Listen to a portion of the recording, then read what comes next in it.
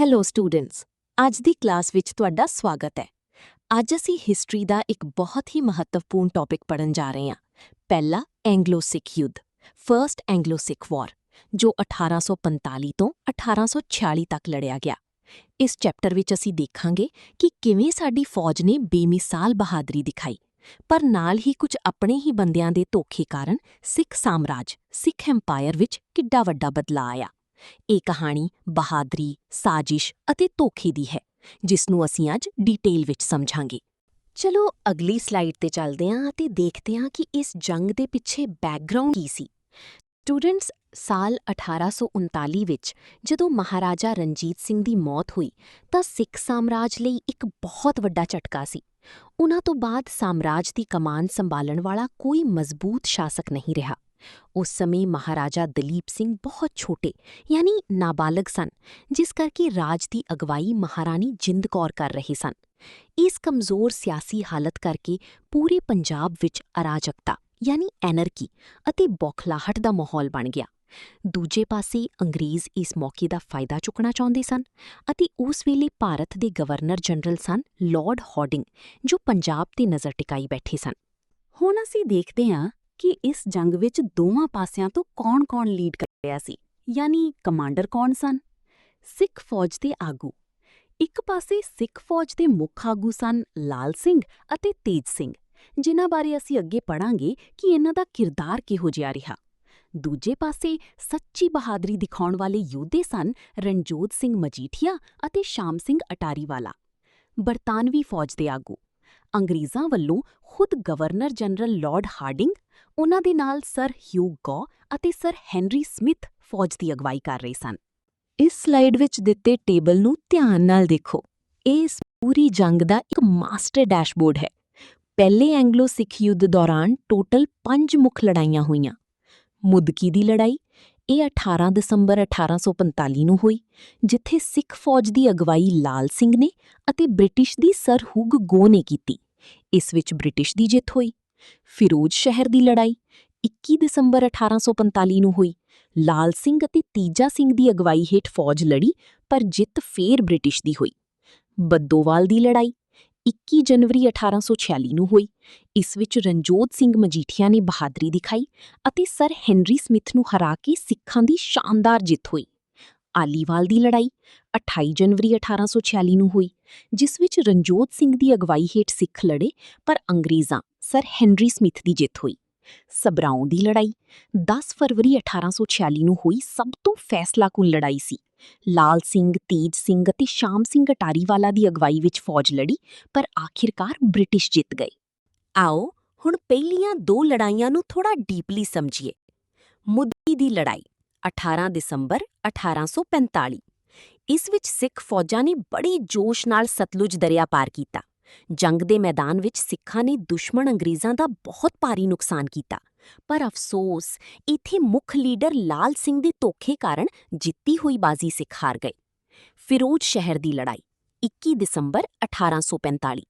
ਇਹ ਬਿਲਕੁਲ ਆਮੋ-ਸਾਹਮਣੇ ਦੀ ਭਿਆਨਕ ਲੜਾਈ, ਫੀਅਰਸ ਹੈਂਡ ਟੂ ਹੈਂਡ ਕੰਬੈਟ ਸੀ।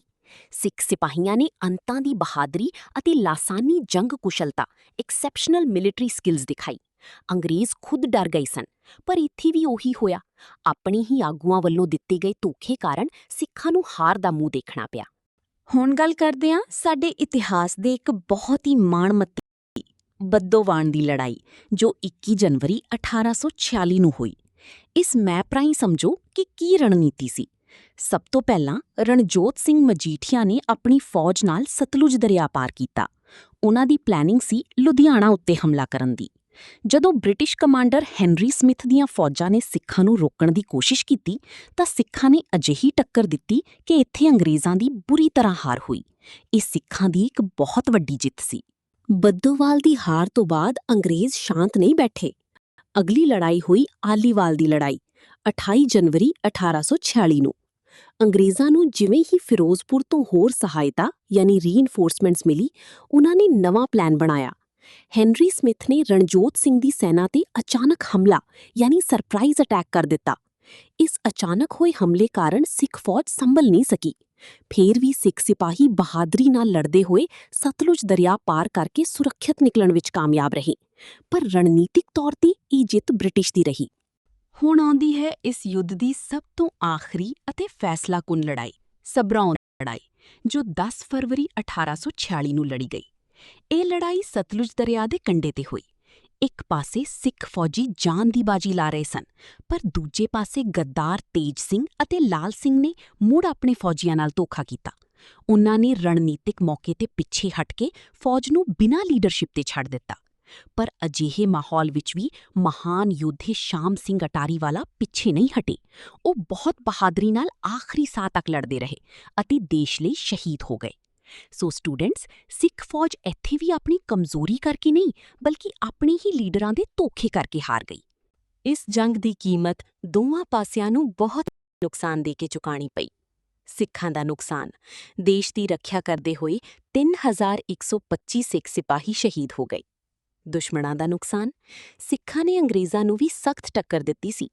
ਅੰਗਰੇਜ਼ਾਂ ਦੇ 320 ਫੌਜੀ ਮਾਰੇ ਗਏ ਅਤੇ ਲਗਭਗ 2083 ਦੇ ਕਰੀਬ ਜ਼ਖਮੀ ਹੋਏ। ਇਸ ਤੋਂ ਪਤਾ ਲੱਗਦਾ ਹੈ ਕਿ ਜੰਗ ਕਿੰਨੀ ਭਿਆਨਕ ਸੀ। ਜੰਗ ਖਤਮ ਹੋਣ ਤੋਂ ਬਾਅਦ 9 ਮਾਰਚ 1846 ਨੂੰ ਅੰਗਰੇਜ਼ਾਂ ਨੇ ਸਿੱਖਾਂ ਤੇ ਇੱਕ ਸੰਧੀ ਥੋਪੀ, ਜਿਸ ਨੂੰ ਲਾਹੌਰ ਦੀ ਸੰਧੀ, ਟ੍ਰੀਟੀ ਆਫ ਲਾਹੌਰ ਕਿਹਾ ਜਾਂਦਾ ਹੈ। ਇਸ ਦੇ 3 ਮੁੱਖ ਪਹਿਲੂ ਸਨ।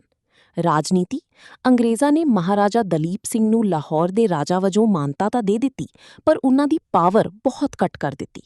ਖਜ਼ਾਨਾ, ਹਰਜਾਨੇ ਵਜੋਂ ਸਿੱਖ ਰਾਜ ਤੋਂ 1.5 ਲੱਖ ਜਾਂ 1.5 ਕਰੋੜ ਦਾ ਭਾਰੀ ਮੁਆਵਜ਼ਾ ਮੰਗਿਆ ਗਿਆ। ਸੌਦਾ, ਖਜ਼ਾਨਾ ਖਾਲੀ ਹੋਣ ਕਰਕੇ ਇੱਕ ਹੋਰ ਵੱਡੀ ਸਾਜ਼ਿਸ਼ ਤਹਿਤ ਗੁਲਾਬ ਸਿੰਘ ਨੂੰ 1 ਕਰੋੜ ਰੁਪਏ ਦੀ ਥਾਂ ਤੇ ਜੰਮੂ ਕਸ਼ਮੀਰ ਦਾ ਇਲਾਕਾ ਵੇਚ ਦਿੱਤਾ ਗਿਆ। ਇਸ ਸੰਧੀ ਨਾਲ ਪੰਜਾਬ ਨੂੰ ਬਹੁਤ ਵੱਡਾ ਖੇਤਰੀ ਨੁਕਸਾਨ, ਟੈਰੀਟੋਰੀਅਲ, ਬਿਆਸ ਅਤੇ ਸਤਲੁਜ ਦਰਿਆਵਾਂ ਦੇ ਵਿਚਕਾਰਲੇ ਇਲਾਕੇ, ਦੁਆਬਾ ਖੇਤਰ ਨੂੰ ਸਿੱਖ ਸਾਮਰਾਜ ਤੋਂ ਖੋਹ ਕੇ ਬਰਤਾਨਵੀ ਰਾਜ ਵਿੱਚ ਮਿਲਾ ਲਿਆ ਗਿਆ। ਨਤੀਜਾ ਇਹ ਨਿਕਲਿਆ ਕਿ ਸਤਲੁਜ ਦਰਿਆ ਦੇ ਦੋਹਾਂ ਕੰਢਿਆਂ ਤੇ ਹੁਣ ਅੰਗਰੇਜ਼ਾਂ ਦਾ ਰਾਜ ਹੋ ਗਿਆ ਅਤੇ ਸਿੱਖ ਸਾਮਰਾਜ ਭੂਗੋਲਿਕ ਤੌਰ ਤੇ ਬਹੁਤ ਛੋਟਾ ਅਤੇ ਕਮਜ਼ੋਰ ਹੋ ਗਿਆ। ਲਾਹੌਰ ਦੀ ਸੰਧੀ ਤੋਂ ਕੁਝ ਮਹੀਨਿਆਂ ਬਾਅਦ 16 ਦਸੰਬਰ 1846 ਨੂੰ ਇੱਕ ਹੋਰ ਸੰਧੀ ਹੋਈ, ਭੈਰੋਵਾਲ ਦੀ ਸਹਾਇਕ ਸੰਧੀ, ਟ੍ਰੀਟੀ ਆਫ ਭੈਰੋਵਾਲ। ਇਸ ਸੰਧੀ ਦੇ ਤਹਿਤ ਅੰਗਰੇਜ਼ਾਂ ਨੇ ਲਾਹੌਰ ਦਰਬਾਰ ਤੇ ਪੂਰੀ ਤਰ੍ਹਾਂ ਕੰਟਰੋਲ ਕਰਨ ਲਈ ਸਰ ਹੈਨਰੀ ਲਾਰੈਂਸ ਨੂੰ ਉੱਥੋਂ ਦਾ ਬ੍ਰਿਟਿਸ਼ ਰੈਜ਼ੀਡੈਂਟ ਨਿਯੁਕਤ ਕਰ ਦਿੱਤਾ। ਰਾਜ ਚਲਾਉਣ ਲਈ 8 ਸਿੱਖਾਂ ਦਾ ਇੱਕ ਪ੍ਰਤੀਨਿਧੀ ਮੰਡਲ, ਕਾਉਂਸਲ ਆਫ ਰੀਜੈਂਸੀ ਬਣਾਇਆ ਗਿਆ, ਜੋ ਸਿਰਫ ਨਾਮ ਦਾ ਸੀ। ਅਸਲੀ ਪਾਵਰ ਰੈਜ਼ੀਡੈਂਟ ਕੋਲ ਸੀ। ਸਭ ਤੋਂ ਵੱਡੀ ਸ਼ਰਤ ਇਹ ਰੱਖੀ ਗਈ ਕਿ ਬਰਤਾਨਵੀ ਫੌਜਾਂ ਉਦੋਂ ਤੱਕ ਲਾਹੌਰ ਵਿੱਚ ਹੀ ਰਹਿਣਗੀਆਂ ਜਦੋਂ ਤੱਕ ਮਹਾਰਾਜਾ ਦਲੀਪ ਸਿੰਘ ਬਾਲਗ, ਐਡਲਟ ਨਹੀਂ ਹੋ ਜਾਂਦੇ, ਯਾਨੀ ਪੂਰੀ ਤਰ੍ਹਾਂ ਬ੍ਰਿਟਿਸ਼ ਮਿਲਟਰੀ ਕੰਟਰੋਲ ਹੋ ਗਿਆ। ਸੋ ਸਟੂਡੈਂਟਸ, ਅੱਜ ਦੇ ਲੈਕਚਰ ਦਾ ਨਿਚੋੜ ਯਾਨੀ ਕਨਕਲੂਜਨ ਕੀ ਨਿਕਲਦਾ ਹੈ?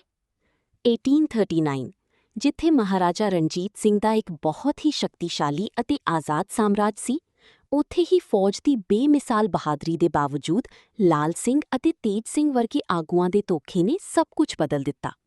1846, ਲਾਹੌਰ ਅਤੇ ਭੈਰੋਵਾਲ ਦੀਆਂ ਸੰਧੀਆਂ ਨੇ ਇਸ ਖੁਦਮੁਖਤਿਆਰ ਯਾਨੀ ਸੋਵਰਨ ਸਾਮਰਾਜ ਨੂੰ ਬ੍ਰਿਟਿਸ਼ ਕੰਟਰੋਲ ਹੇਠ ਲਿਆ ਖੜਾ ਕੀਤਾ। ਯਾਦ ਰੱਖਣਯੋਗ ਸਭ ਤੋਂ ਵੱਡੀ ਗੱਲ ਇਹ ਹੈ ਕਿ ਸਿੱਖ ਫੌਜ ਜੰਗ ਦੇ ਮੈਦਾਨ ਵਿੱਚ ਆਪਣੀ ਕਮਜ਼ੋਰੀ ਕਰਕੇ ਨਹੀਂ, ਸਗੋਂ ਆਪਣੇ ਹੀ ਲੀਡਰਾਂ ਦੀ ਸਾਜ਼ਿਸ਼ ਅਤੇ ਧੋਖੇ ਕਾਰਨ ਹਾਰੀ ਸੀ। ਆਈ ਹੋਪ ਤੁਹਾਨੂੰ ਅੱਜ ਦਾ ਇਹ ਟੌਪਿਕ ਚੰਗੀ ਤਰ੍ਹਾਂ ਸਮਝ ਆ ਗਿਆ ਹੋਵੇਗਾ। ਜੇਕਰ ਕੋਈ ਡਾਊਟ ਹੈ ਤਾਂ ਤੁਸੀਂ ਪੁੱਛ ਸਕਦੇ ਹੋ।